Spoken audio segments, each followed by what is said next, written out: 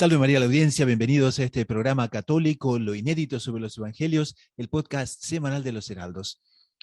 Hoy vamos a hablar sobre la hipocresía, por qué la hipocresía nos daña tanto y daña tanto a los que nos rodean. Y también vamos a responder a una objeción muy común. Si todos tenemos defectos, entonces practicar la virtud, ¿no será también hipocresía? También vamos a ver cuál es la mejor terapia para dejar vicios y defectos y una pregunta que a veces inquieta. Después que nos confesamos, ¿el sacerdote se acuerda de nuestros pecados? Les habla el hermano Gustavo de los Heraldos y este es el programa número 128 de Lo Inédito sobre los Evangelios Podcast.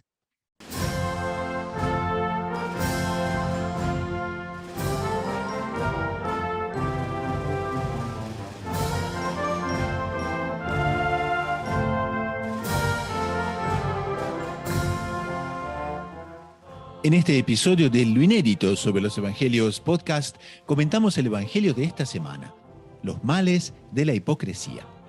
Y en la sección Espiritualidad, la generosidad, remedio contra las miserias y amparo contra las tentaciones. Todo eso y mucho más en este nuevo episodio de Lo Inédito sobre los Evangelios Podcast.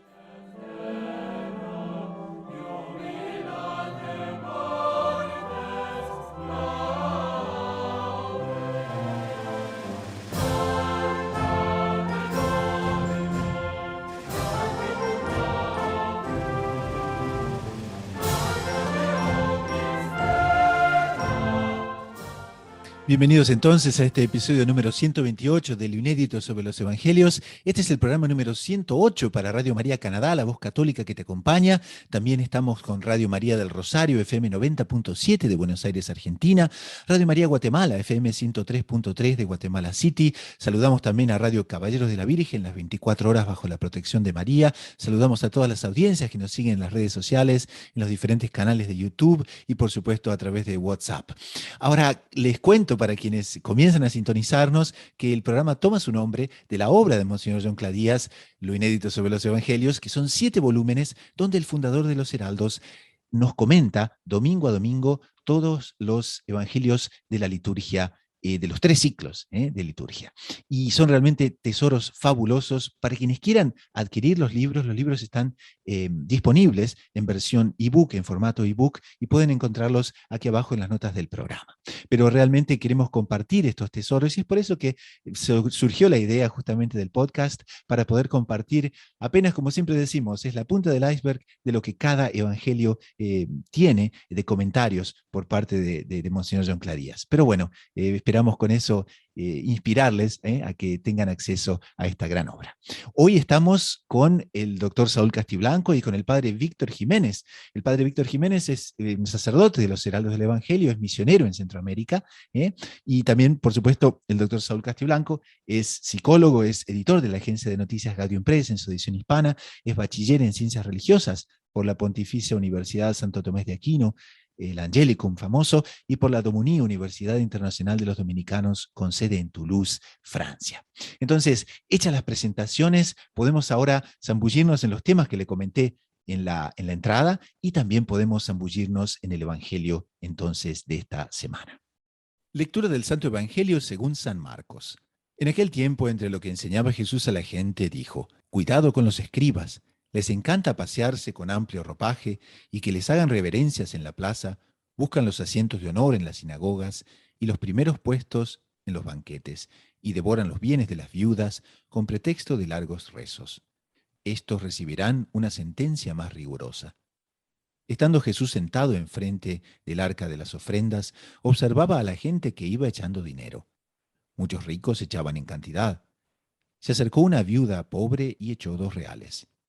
Llamando a sus discípulos les dijo: os aseguro que esa pobre viuda ha echado en el arca de las ofrendas más que nadie, porque los demás han echado de lo que les sobra, pero ésta, que pasa necesidad, ha echado todo lo que tenía para vivir. Entonces, como hemos podido ver en el Evangelio del día de hoy, vamos a abordar el tema de la hipocresía, los males de la hipocresía, los males del orgullo, y seguramente vamos a ayudar muchísimo a nuestra audiencia porque estos son temas que iluminan mucho nuestra espiritualidad y a veces nos ayudan también mucho a perseverar en el estado de gracia, ¿no? Entonces, ¿Qué les parece? Tenemos hoy nuestros queridísimos panelistas. El padre Víctor ya había estado una vez en el programa con nosotros y nos da alegría entonces de... Les aviso a la audiencia que ya va a estar más seguido con nosotros, ya tiene más tiempo, entonces nos va a dar la alegría de su presencia en el programa. Doctor Saúl, por supuesto, ya tiene la cátedra fija, así que ya es conocido de la audiencia. Pero bueno, entonces, abordemos este tema. Los males de la hipocresía. ¿Por qué la hipocresía daña tanto? ¿Por qué nos daña tanto? ¿Y por qué muchas veces también daña a quienes nos rodean? Algo muy interesante. En el libro de Lo Inédito, Monseñor Juan empieza alertando sobre la existencia de la hipocresía. Cuando hablamos de hipocresía es aparentar y estamos en una sociedad de apariencias. Se puede decir de mucha hipocresía en la cual nosotros vivimos, en la cual nosotros hacemos partícipes de cierta hipocresía, ni que se diga las redes sociales. Y primero que todo es alertar. Nuestro Señor está alertando en el Evangelio hoy de esa existencia, que no toda apariencia o no todo lo que vemos o no como queremos que nos vean es verdaderamente lo que llevamos dentro de nuestras almas. Y esa alerta es la primera enseñanza del día de hoy. Cómo existe ese mal, cómo nosotros no podemos entregarnos a vivir de una forma hipócrita y a tener esa vigilancia de no dejarnos engañar también por otras hipocresías. Bueno, ese es un tema interesante. Y de hecho, padre, usted también No podemos conversaba... elogiar la hipocresía, don Gustavo. Uy, momento, ¿cómo sería eso, doctor Saúl? No me Porque... acuerdo quién era el que decía, tal vez el padre recuerde algún Bossuet, algún clásico francés, que la hipocresía era el homenaje reverencioso e hipócrita que el vicio rinde a la virtud. Porque si ustedes ven, los fariseos y los doctores de la ley del Evangelio, ellos buscan aparentar ser buenos, ¿cierto? Entonces, en cierto sentido, es mejor la hipocresía que la desvergüenza, ¿no? Cosa que vemos hoy en día mucho. Evidentemente, elogiar a la hipocresía sobre la desvergüenza es como elogiar a Anás sobre Caifás, es como elogiar a Belcebú sobre Lucifer. Pero en esta época casi que la hipocresía sería un elemento a añorar, no sé. Claro, frente a la vulgaridad de las cosas, ¿no? Porque es verdad, hay gente que ostenta el vicio, ¿no? Con ufanía, decía el doctor Plinio Correa de Oliveira, ¿no? Y eso también es una cosa muy, muy fea. Pero a veces daña también mucho el hecho de que, claro, la persona se presente como una persona buena. Ahí de repente, bueno, en determinado momento se quita la máscara y las personas se quedan, ¿no? Muy arrasadas en ese sentido, ¿no? De decir, uy, yo pensaba que tal persona era buena. Y muchas veces también nosotros podemos ser hipócritas y con eso desvirtuar, ¿no? Es También la que virtud.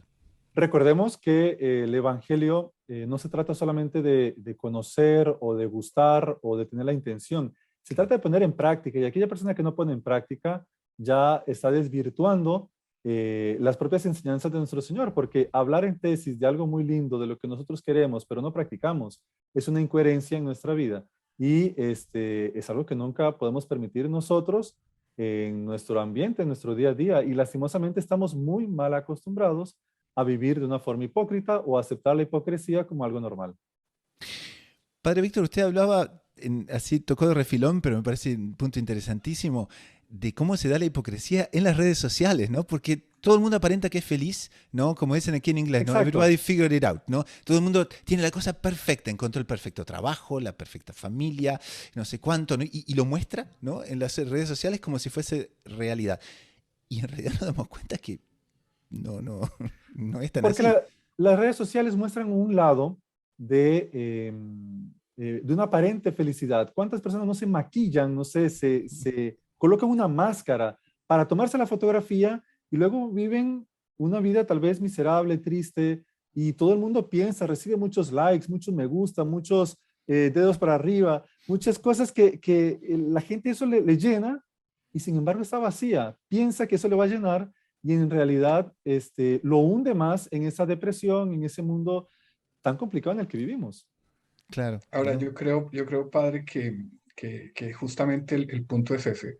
La hipocresía no es hoy en día el homenaje que el vicio rinde a la virtud, sino que el vicio rinde a lo que el mundo cree que es ser feliz.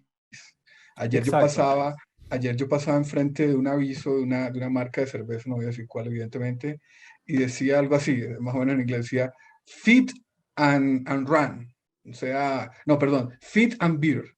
Haga ejercicio y tome cerveza y el resto es felicidad, ¿cierto? Y entonces era un chico con una, no se le veía el cuerpo, o sea, era con una cerveza en una mano y con unas zapatillas de running, de jogging en la otra, ¿cierto? Entonces él está en el fondo recalcando y promoviendo un ideal de vida que es el ideal de vida del mundo. Ahora, uno va a ver la realidad, ¿no? Detrás de lo que se esconde las sonrisas de las redes sociales es los suicidios en los jóvenes están disparados, la depresión de aquí a poquito, ¿no? La hipocresía en el fondo termina siendo mundanismo, ¿o no? exacto, exacto, es eso.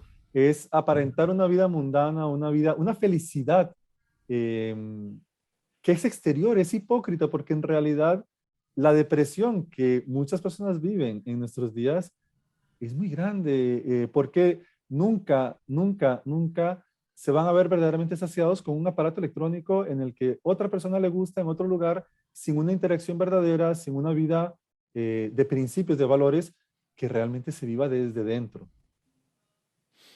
Ahora, también me gustaría traerles una objeción que muchas veces se encuentra y mucha gente, si no lo dice, lo piensa, ¿no?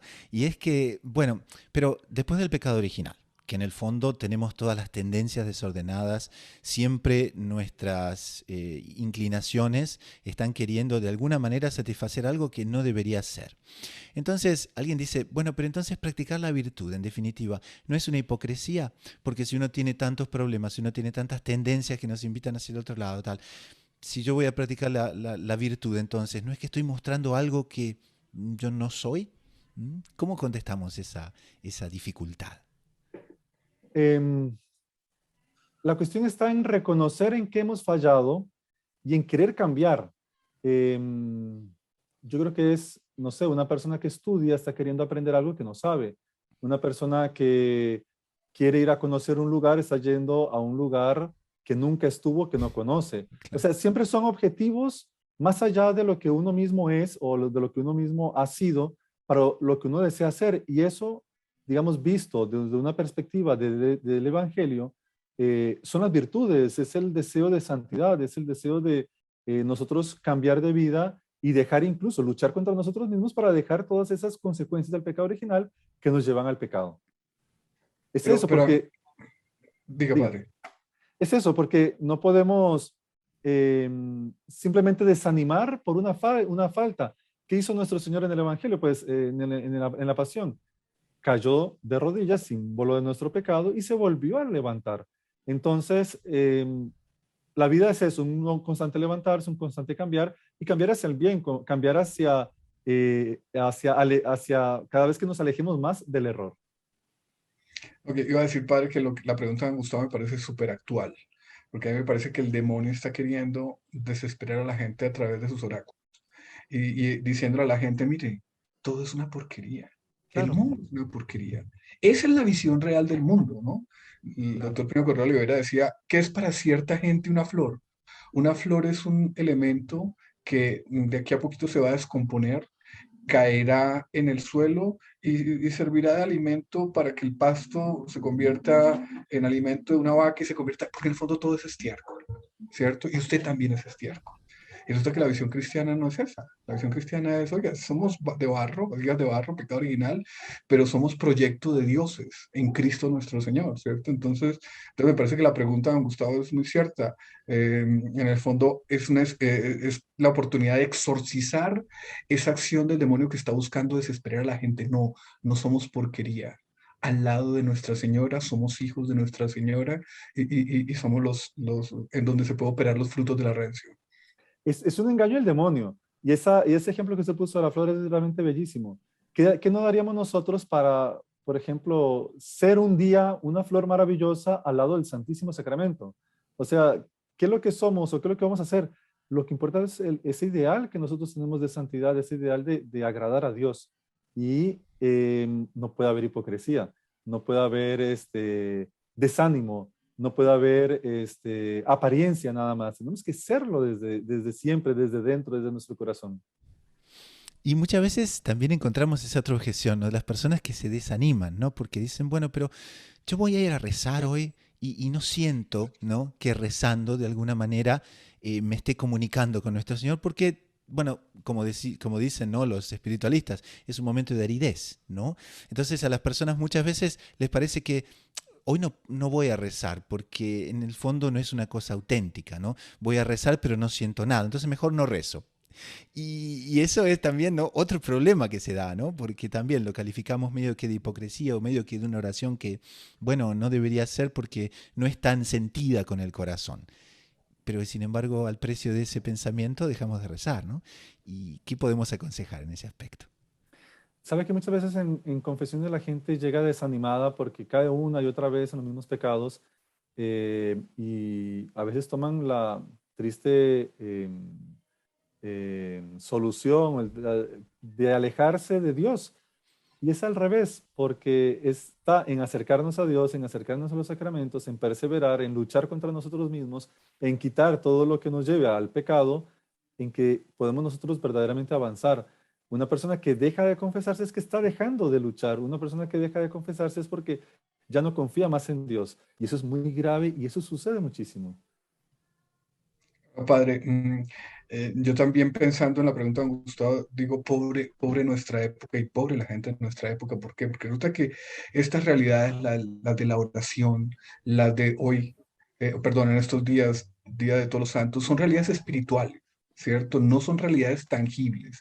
Y este mundo del fit and beer nos acostumbró a que solo existe realmente lo que es tocable y veíble por los sentidos. Resulta que no, hay un mundo maravilloso y gigantesco y más real incluso que el que está más allá de los sentidos. Entonces, casi que es pedirle a la Virgen que nos restaure esa visión y que si ella quiere nos dé esa sensación de cómo una oración nuestra mueve el cielo y conmueve el infierno, como una oración nuestra llega al corazón inmaculado de la reina del universo y de la gracia, ¿cierto? Es pedirle a la Virgen, porque pues, yo aprovecho para confesarme públicamente. En estos días leí dos novelas que no voy a decir cuáles son, porque no son muy recomendables, pero una era ambientada en nuestro tiempo y la otra era ambientada en la Barcelona del año 40. Yo decía, Dios mío, la gente hoy en día cree que descansar es solo irse a tostar cual sapo en unas arenas. Y Claro. resulta que este tipo de la novela de los años 40 describe los recovecos de las calles, de los sitios, de la psicología. Yo decía, oiga, qué interesante es vivir así, ¿cierto? Es un mundo donde todavía había alma. Entonces yo creo que también tenemos que pedirle a Dios que nos restaure esa sensación y esa visión de lo importante que es la comunicación con lo sobrenatural. Monseñor Juan decía eso, que se perdía muchas veces la noción de lo que tiene una realidad mucho mayor que la que nosotros vemos, tocamos y en la que nosotros vivimos, que es la realidad sobrenatural. La vida de la gracia, Dios, los ángeles, es una realidad en la que por la vida hipócrita en la que vivimos, por la vida superficial, mundana en la que vivimos, no pensamos o no nos gusta pensar o se nos olvida tener presente esa vida sobrenatural. Y como usted dice, algo, a veces cosas más sencillas, no sé, un pueblo construido con amor a Dios, eso nos eleva muchísimo y nos dice, bueno, hay gente que verdaderamente cree en Dios, que construyó esto, una iglesia o alguna, lo podemos ver, digamos, en la naturaleza, incluso en las cosas creadas por los hombres, pero que en el mundo en que vivimos actualmente no refleja ese lado sobrenatural. Bueno, y ya que estamos en este tema también, habría una otra, ¿no? Una otra problemática, ¿no? Que así que vamos conversando, no van surgiendo y uno se va acordando, ¿no? Porque aquí, claro, nuestro Señor coloca en el versículo 9 de Marcos, en el capítulo 7, coloca algo que es terrible porque da mucho debate, ¿no? Y dice así, nuestro Señor habla a los fariseos y dice, anuláis el mandamiento de Dios por mantener vuestra tradición. Y ciertos sectores, muchas veces de izquierda, inclusive dentro del catolicismo, utilizan este versículo para entonces decir, ¿está viendo? Entonces todo lo que es tradicional, todo lo que sea de alguna manera que mantenga las bellas tradiciones de la iglesia, es una hipocresía porque ya nuestro Señor ¿no?, advertía contra eso. Y evidentemente, obviamente, es una falacia, pero ¿por qué no entonces comentarle a la audiencia en qué consiste exactamente esa falacia, y cómo podemos ver las cosas bonitas, bellas, enriquecedoras de la tradición, tanto en la liturgia cuanto también en el catecismo y en las virtudes? Es una forma de vivir, poner en práctica. Es que cuando nosotros transformamos esas tradiciones, por ejemplo en la liturgia, y las hacemos con hipocresía, o sea, no las vivimos verdaderamente, se vuelven huecas, vacías, tenemos nosotros que vivirlas. No solamente, por ejemplo, ir a misa el domingo, es poner en práctica o vivir en ese estado en el que la liturgia tradicional nos invita, en la que la liturgia, qué sé yo, el canto gregoriano, en la que el incienso pasando por la iglesia y el sacerdote incensando el altar, cosas que realmente nos tienen que elevar hacia Dios, son un auxilio, pero si lo hacemos o lo vivimos eso, pensando en las cosas mundanas, realmente se vuelven huecas y se pierden el sentido. Depende de nosotros, o sea, una tradición no es mala o buena de por sí. Hay cosas que nos elevan a Dios y mientras promuevan esa unión con Dios es cuando verdaderamente da fruto y cuando verdaderamente tenemos nosotros que propagarla y hacen bien para nuestras almas. No, digamos, y esto se lo puedo decir yo, evidentemente el padre y don Gustavo no lo van a decir, pero no conozco ninguna otra institución que haya profundizado más un aspecto que es esencial y es lo que Primo Correa de Oliveira llamaba revolución y contrarrevolución tendencial. No es lo mismo incensar el Santísimo Sacramento, decía ahorita el padre, con un turíbulo en medio de una iglesia bonita, colorida, de mármoles, de piedras semipreciosas como la de los heraldos del Evangelio, que algo que sería herético, decía el doctor Plinio, como hacerlo con un spray. No, no es lo mismo. No es lo mismo un rock agitado, por más que tenga músicas sacadas inclusive del Evangelio, que un canto gregoriano que apacigua el espíritu, que serena las almas, que fortalece la esperanza, que relaja, que prepara el alma para la consideración de verdades más elevadas. No, no es lo mismo, ¿cierto? Entonces, la Iglesia Católica, como toda alma, se está unida a un cuerpo. Y el alma de la iglesia generó un cuerpo que son esas tradiciones maravillosas de la liturgia, del arte cristiano, verdaderamente cristiano, que no es comprado mercenariamente al arte del mundo, no es el arte verdaderamente cristiano.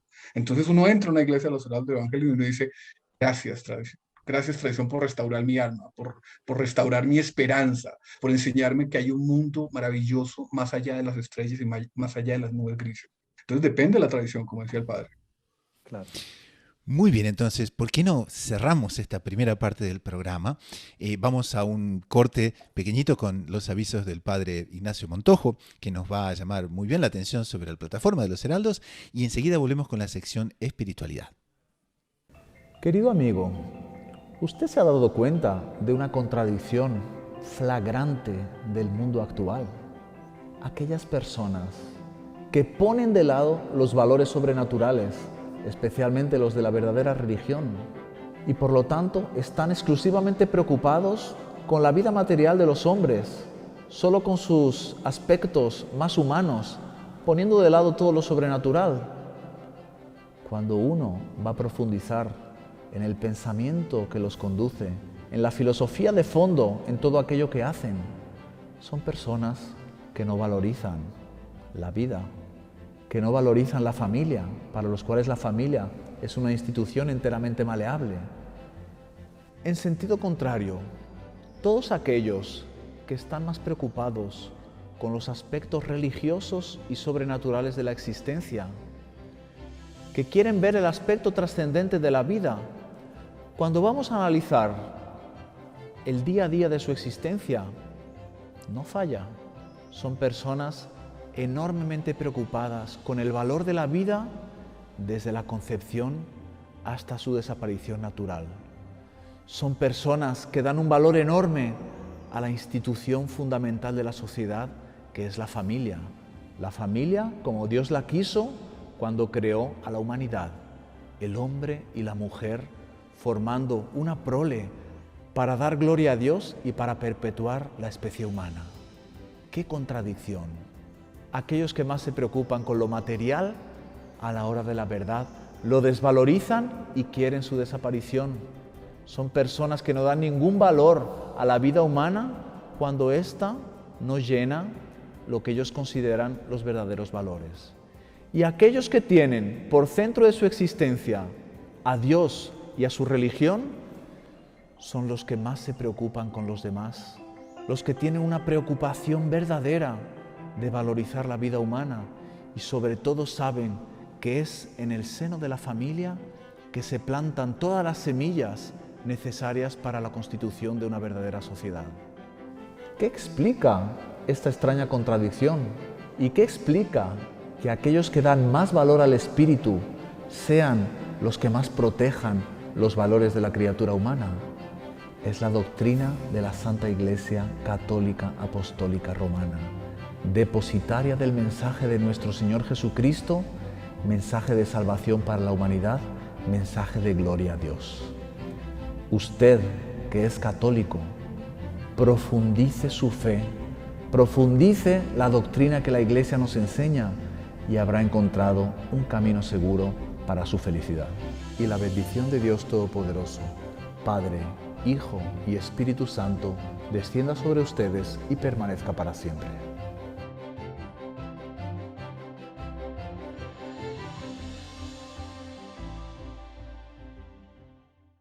Soy el Padre Manuel Rodríguez de los Heraldos del Evangelio y le vengo a hacer una invitación muy especial, un curso para descubrir la verdadera devoción a Nuestra Señora y poder consagrarse a ella.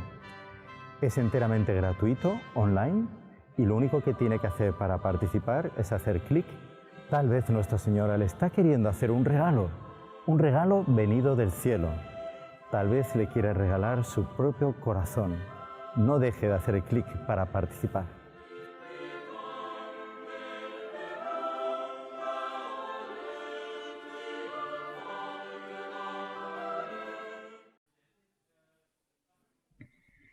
Muy bien, fenomenal. Vamos a dar una pausita acá. Muy bien. Entonces, 3, 2, 1.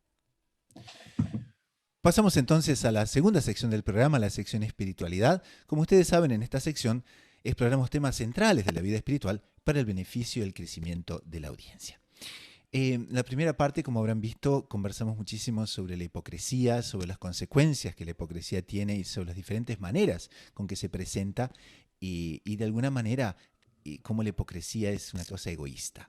Y del otro lado, entonces, en esta parte de la sección espiritualidad, hablaríamos sobre la otra cara de la moneda, que son los bienes de la generosidad, la alegría de dar, el remedio, que cuando la generosidad está presente en un alma, es un buen remedio para las miserias y es un buen amparo contra las tentaciones, nos dice Monseñor John Cladías. Entonces queríamos preguntarles a nuestros panelistas de hoy cómo podemos recomendar la generosidad como esa panacea, como ese antídoto para las miserias y refugio contra las tentaciones.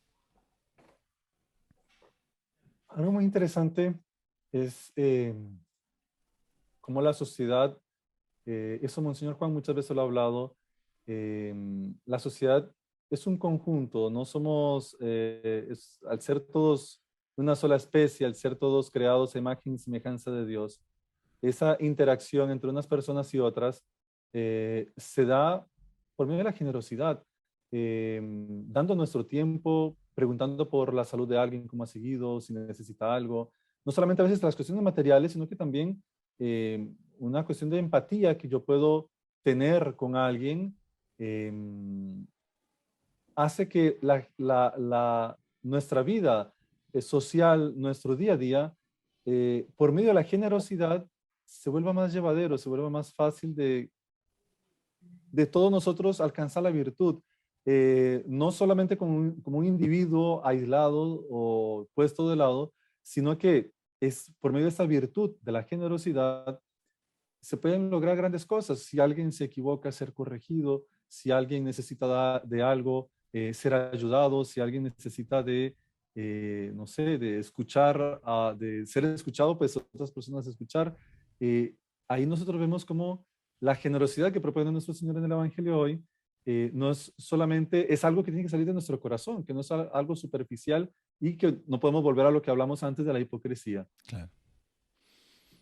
Mire que interesante que Monseñor Juan Clara contrapone generosidad e hipocresía. Uno diría lo contrario a la hipocresía es la sinceridad, ¿no? ¿Por qué la generosidad es lo contrario a la hipocresía?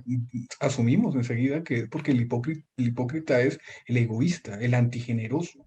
Claro, es aquel que lo único que hace es colocarse él en el centro del universo y tomar esa actitud hipócrita para que los otros lo elogien o lo tengan en consideración, ¿no? Entonces, claro, la vacuna de eso es salir de sí. Y previo, inclusive, diría padre, a la generosidad, era lo que el doctor Pino decía de la contemplación admirativa del orden del universo. Porque quien contempla de una manera admirativa a Dios presente en las cosas, en las personas, en las cosas maravillosas que hay, tiende a darse, es generoso. Y con eso va abandonando esa actitud egoísta, hipócrita, y va asumiendo una actitud de niño que se encanta con las maravillas que hay. Entonces, el darse como vacuna a la hipocresía y al hastío de la hipocresía, porque no hay hastío peor, digo, padre, que el que sabe que está representando un papel que no es auténtico, ¿no? Oiga, Claro, salga de eso, no se coloque en el centro, no se coloque en claro. el centro, coloque a Dios en el centro, coloque el orden del universo en el centro y dese a Dios en el orden del universo, los hermanos. Ah, ahí está la verdadera felicidad. Eso no es fácil, eso se consigue con la gracia. Exacto. Y vea qué interesante porque Monseñor hace, en el libro, coloca, realza eh, lo que nuestro Señor dice, que lo que dio la viuda tenía un valor mayor que los otros. O sea, nosotros, si vamos a ver de una forma material, el valor era nada, pero de una forma espiritual, ¿cuánto Dios valora esa generosidad que destruye la hipocresía? Es realmente lo que nosotros hoy tenemos que sacar provecho de este evangelio, porque nos tiene que admirar cuánto la generosidad, dando toda aquella pobre viuda, dando todo lo que tenía, dio mucho más y agradó mucho más a Dios que aquel hombre que tenía mucho y que dio lo que sobraba. Ahora, qué escena debe haber sido, ¿no? La penetración de nuestro Señor, ¿no? Mirando, porque solo quien puede ver el corazón se da cuenta de lo que está pasando, ¿no? ¿Quién? Vamos a ver nosotros, por ejemplo, ¿no? Estamos sentados, no sé, en la misa, ¿no? Y de repente vemos que a las tantas pasa la canastita. ¿Cómo vamos a saber quién puso tal, quién puso no? Y seguramente ella habrá sido tan discreta, ¿no? Que los 2 centavitos que colocó de cobre, ¿no? No se vieron. Solo nuestro Señor lo vio, ¿no? Y cómo Dios ve Ahora, realmente esa. don Gustavo, ese tipo de visión que nuestro Señor nos ejemplifica en el Evangelio, ¿será exclusiva de él? No, no. Doctor Prino un día contaba que él entró a una iglesia y Sí, él vio una vieja zurrada, beata, pero súper digna, súper pulcra. Seguramente el Padre y el Señor se están acordando del hecho y que él se Exacto. sintió hermano de ella, ¿no? Que él sintió que ella lo admiraba, era una mujer de una condición social muy humilde, doctor Primero era condición aristocrática, pero que al mismo tiempo ella con su existencia lo apoyaba y que ella veía que él representaba todo aquello por lo cual ella había luchado y lucharía y que en el fondo era una personificación aquí en la tierra, la bondad de nuestro Señor. Entonces, doctor Pino contando ese hecho nos decía, oiga, eso es vivir, vivir en la contemplación y en la admiración, inclusive hasta de una viejita zurrada, beata, pero muy digna, etcétera. Bueno, eso lo hace el doctor Pino con una viejita, lo hace el doctor Pino con una esmeralda. Eso es vivir, vivir no es fit and beer, eso es vivir. Claro, vivir y ese contemplar en función de Dios, ¿no? aquí hay una parte que, bueno, ya aprovecho porque no sé si nuestra audiencia ya se ha dado cuenta, pero, o sea, aparte, ¿no? Que les comentaba al comienzo que el programa toma su nombre del inédito sobre los evangelios. Realmente, quien pueda, por favor, consiga el libro, porque aquí ya les dijimos, ¿no? Apenas tocamos la punta del iceberg de las maravillas que están en la escritura aquí de Monseñor John Clark. Pero hay una parte que dice que les quería traer porque está muy conectada con Nuestra Señora. Y dice, servir, Monseñor John Clark dice, ya sea dando un buen ejemplo, un buen consejo o prestando algún auxilio, repara nuestras faltas, nos aparta del pecado y en el fondo es un gran acto de generosidad. Y uno lo puede conectar muy bien con la persona de Nuestra Señora y con muchas personas también que hoy en día, en el mundo hispano, por ejemplo, ya han hecho la consagración a Nuestra Señora, la han renovado en la consagración a Nuestra Señora online. Son centenas de miles, de ya, ¿no? De muchos grupos que lo han hecho online. Creo que el último grupo en Colombia o en Ecuador, no sé, me corrigen, son 100.000 personas que han hecho la Ahorita consagración. lo están haciendo 100.000 personas, están haciendo los cursos más de 100.000 personas. ¿En dónde, padre? En todas partes, ahí son como 40.000 de Ecuador, de Colombia. Por ahí tengo los números, pero son más de 100.000 personas que lo están haciendo ahora por medio de la plataforma Reconquista. Espectacular. Entonces, la devoción a Nuestra Señora, ¿no? ¿Qué antídoto para ese egoísmo? ¿Qué inspiración hacia la generosidad? ¿Qué podemos comentarle a nuestra audiencia a ese respecto? Que vamos, sería bueno interesante que también quien no se anotó todavía, bueno, que espere el próximo Que se curso y anote. se anote inmediatamente, ¿no? Que estén atentos. Vea, qué interesante. A ver, como antídoto a la hipocresía, a la generosidad. Y la mayor generosidad, lo hemos comprobado con muchas personas. Hace poco incluso estuve con un colombiano que se consagró por medio de la plataforma Reconquista. La alegría que muestra a esas personas que por medio de la generosidad, entregándose como esclavos a nuestro Señor Jesucristo por las manos de María, imitando a Nuestra Señora, la alegría que ha producido en sus almas por generosidad, porque esa generosidad implica cambio de vida. A veces gente que tiene muchos años sin confesarse, corregir cosas que estaban haciendo mal. Eso necesita mucha generosidad de cada una de esas personas y eso les ha llevado a darse cuenta de que la verdadera felicidad está por ahí, está en desarraigarse de todo aquello que le ataba, de todo aquello que le hacía llevar una vida hipócrita. Solo la generosidad les ha abierto las puertas a esa felicidad. Qué lindo, muy bien, muy bien. Además que el consagrarse, que en el fondo es un acto de amor, puede permitir que el amante se transforme en el amado, que el devoto en Nuestra Señora transforme en ella. ¿Y quién era ella? Ella era la generosidad, ella era la contemplación, ella era la entrega, ella inclusive no dudó en autorizar, por así decirlo, el sacrificio de su divino hijo para nuestra redención, ¿cierto? Ella era aquella que todo lo observaba y lo guardaba en su corazón. Ella es la que percibió rápidamente que faltaba el vino en las bodas de Caná. Ella es la que percibe cada una de nuestras necesidades, ¿no? Entonces, mejor acto para adquirir la generosidad que entregarse a ella, muy poco, por no Muy decir pocos, ninguno. ¿eh?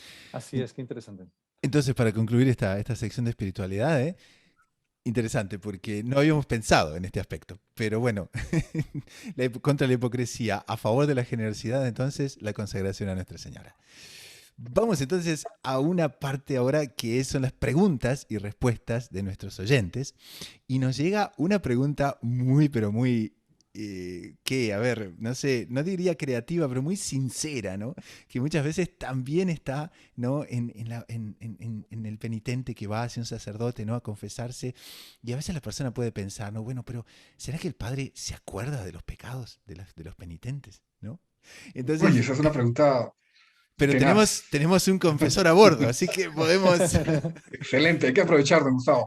Vea qué interesante. Una vez una persona me hacía un comentario que iba mucho en la línea de esa pregunta.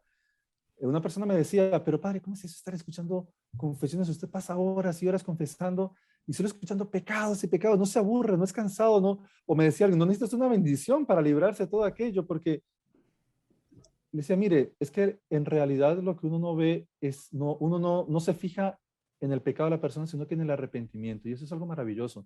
Es algo que una de las mayores gracias del sacerdocio es poder ser un instrumento en las manos de Dios para obtener ese alivio en las personas que a pesar de sus miserias, sí, que a pesar de que a veces haya cosas que la persona se avergüence, ojo que la vergüenza es un mal en la confesión. Eso yo se lo digo mucho a las personas. La vergüenza no le va a ayudar a hacer una buena confesión. Lo que tiene que tener es dolor de sus pecados y confianza en Dios. El sacerdote está simplemente ahí de paso, de instrumento, pero los que me conocen saben que a mí se me van a olvidar la gran mayoría de cosas que las personas digan. Imagínense, no sé, una hora confesando, si pasan 10, 20 penitentes, es imposible recordarse de todos aquellos pecados. Y como le digo, para uno como sacerdote es una alegría poder ser un instrumento en la que aquella persona deje aquella vida de pecado, deje aquella situación y inicie nuevamente ese camino hacia la santificación. Nunca uno como sacerdote va a tener las fallas o los pecados más graves de aquella persona como para tener un termómetro de quién es, sino que nos va a guiar a aquella persona lo que puede llegar a ser, como hacía el doctor Pini, como hacía Monseñor Juan, tener a la persona por lo que es llamado, no por las miserias que haya tenido. Y eso es algo que ustedes tienen que acercarse al sacramento de la confesión, arrodillarse y tener esa certeza. El sacerdote tiene un estado de gracia, ha sido formado y está con el deseo de ayudar y nunca se va a fijar por el pecado que usted le está confesando y sí lo va a tratar por el deseo de poder santificarlo, de poder ayudarle. A veces hay dos situaciones en las que las personas llegan a confesarse, que es gente de mucha confianza que se confiesa, porque por lo mismo, porque le tiene mucha confianza y le puede abrir su corazón al confesor, al sacerdote, porque sabe que le puede ayudar. También habrá gente que acude a nosotros y que nunca hemos visto y nunca volveremos a ver, pero podemos saber que aquel pecado queda en ese sentimiento, no va a quedar como, digamos, principal motor del trato con aquella persona. Y después recordemos, la parte doctrinal también, que el sacerdote tiene sigilo de confesión, que es de los mayores sigilos de lo que la iglesia más guarda con más recelo. Si el sacerdote llega a violar aquel sigilo, escuchando al sacerdote aquella confesión, no puede hacer nada, ni decir qué fue lo que la persona hizo de mal, y por eso el sacerdote ni siquiera lo toma en cuenta para el trato con aquella persona. Así que créanme que está mejor que protegido. Cualquier pecado que la persona llegue a confesar en el confesionario con el sacerdote queda protegido y aquello nunca más volverá a salir a luz.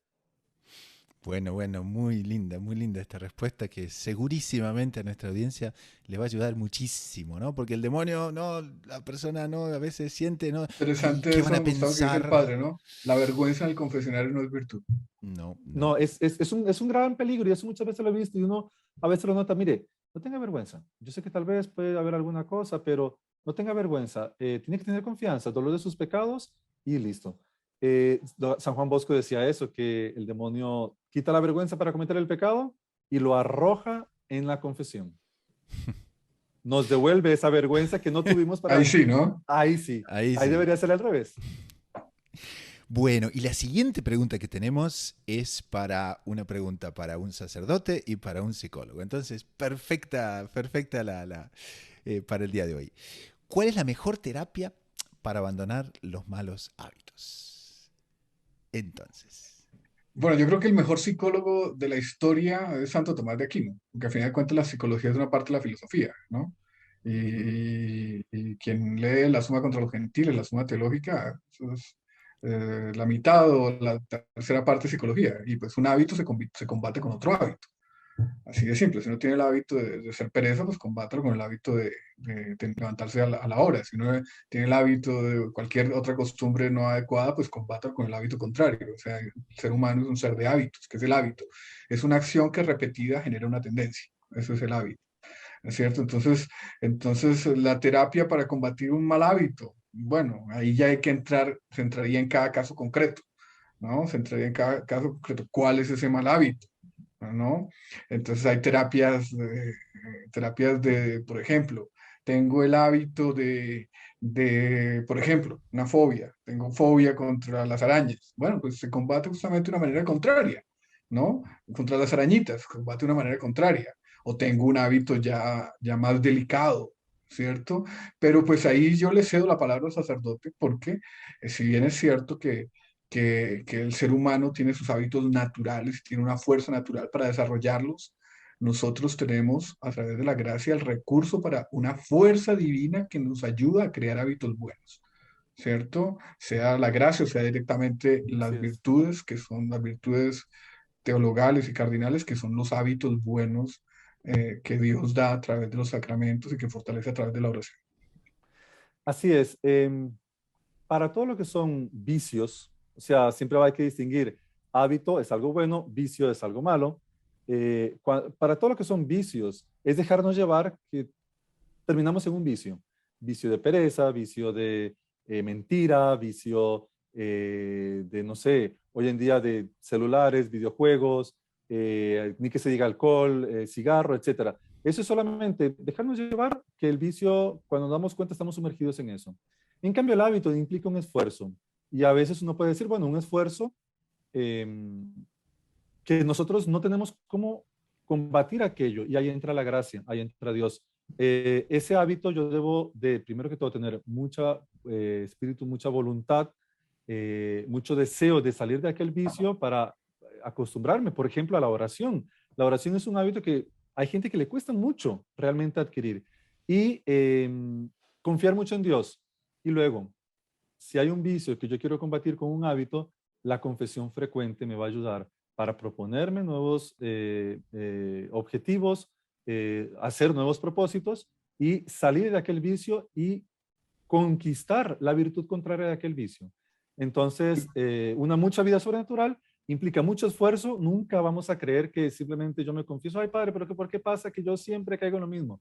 Bueno, usted que está haciendo mal, tiene que hacer algo, tiene que hacer un esfuerzo para salir de aquello y no volver siempre al mismo lodazal.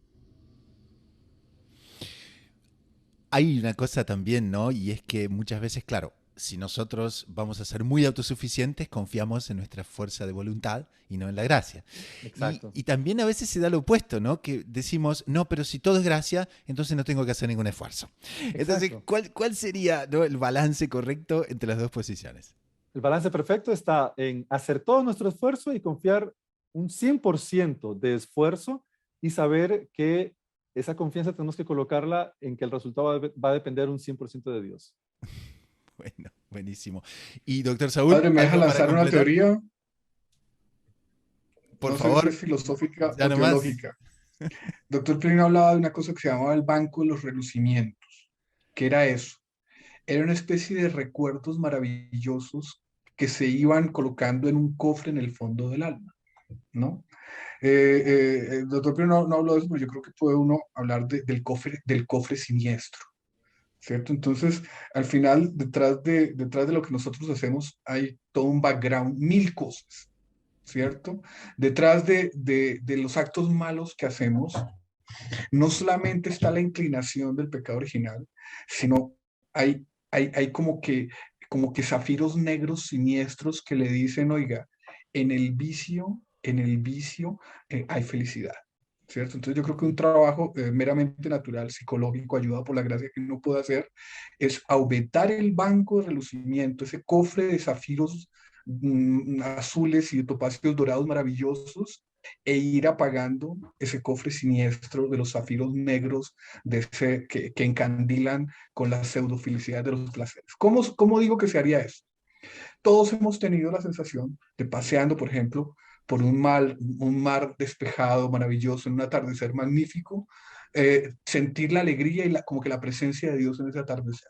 Entonces, coge ese recuerdo y métalo en el cofre de los relucimientos y diga, oiga, esto es sinónimo de Dios, es sinónimo de virtud, es sinónimo de pureza, es sinónimo de belleza. Y todos hemos sentido también los efectos siniestros y depresivos del pecado.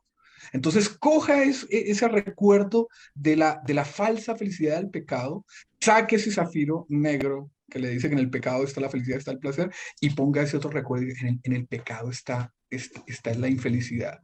Y eso puede servir como soporte psicológico, por ejemplo, para acceder a la gracia, para rezar, para los sacramentos, y para decir, oiga, felicidad realmente está en la práctica de la virtud. Lindísimo, Muy lindísimo. bonito, muy bonito. Muy bien, muy bien. Entonces no creo que tengamos mejor conclusión ¿no?, para la pregunta, que es eso, ¿no? Entonces, el banco de los relucimientos, y como decía, ¿no?, el Padre, entonces, practiquemos la virtud y hagamos como que, ¿no?, tener siempre presente, ¿no?, que Dios nos pone la gracia y tenemos que actuar en función de ella. Muy bien. Bueno, la última parte sería entonces la recomendación de la semana. No sé si han encontrado alguna, si tendrían. 3, 2, 1. Pasamos entonces a la sugerencia de la semana, que, como sabe nuestra audiencia, es un libro, una website, un podcast, un artículo de doctrina católica que nos haya gustado para el bien espiritual de las personas. Doctor Saúl, empezamos por su esquina. ¿Qué le parece? ¿Qué nos recomienda? ¿Qué nos receta para esta semana? Don Gustavo, para el mundo en español, G.K. Chesterton puede ser el autor inglés del siglo XIX, puede ser alguien escuchado, pero alguien lejano. Ahora, quien accede, por ejemplo, a las famosas historias del Padre Brown, que es el gran personaje de Chesterton, uno de los grandes personajes de Chesterton, que es un sacerdote católico, si no me equivoco, de origen irlandés, no podía ser diferente, ¿cierto? Que ayuda a investigar crímenes completamente oscuros e inextricables. Yo creo que puede tener un momento de solaz que se adentra en esas lecturas y también hace profilaxis porque el personaje es inteligente, es bien católico, es bien ortodoxo, como lo era Chesterton, ¿cierto? Y muestra que bondad puede estar unida a sagacidad, que virtud puede estar unida a astucia. Me parecería que es interesante para la gente que lo conozca repasar un poquito y pues les colocaremos a nuestros escuchas el link donde pueden encontrar de los libros de G.K. Chesterton. Muy bien, entonces lo colocamos en las notas del programa. Padre Víctor, ¿tendremos alguna cosa para aconsejar a la audiencia? Tal vez un libro ya conocido por muchos, pero que siempre tal vez ayuda una lectura, un repaso, un libro que siempre estuvo de cabecera en los heraldos, que el Dr. Pino le ayudó muchísimo y que se aplica un poco para el podcast de hoy, que es El alma de todo apostolado, aquella necesidad de sobrenaturalizar nuestra vida, tener una vida interior robusta para todo el bien que nosotros hagamos, el apostolado, o a veces el día a día en nuestra familia, poder llevarlo realmente unido a una vida interior bien llevada, sobrenaturalizando toda nuestra semana. Muy bien, entonces vamos a aprovechar para quienes nos ven en el YouTube. Entonces, aquí abajo vamos a colocar el link, el enlace para entonces estas bellísimas sugerencias del panel de hoy. Y con esto llegamos al final del programa del día de hoy. Si les ha agradado, no dejen de suscribirse, no dejen de colocar las notificaciones, no dejen de compartir el programa, de darle like, en fin, de todas las maneras que se pueda compartir con las personas, están invitados a hacerlo. Pero sobre todo con esto, en nombre del equipo de producción y de quien les habla, el hermano Gustavo de los Heraldos, nos despedimos hasta dentro de una semana. Así que a rezar mucho, a perseverar con confianza, con los ojos en la Eucaristía y en María Santísima, a la búsqueda incansable de descubrir siempre más lo inédito sobre los Evangelios.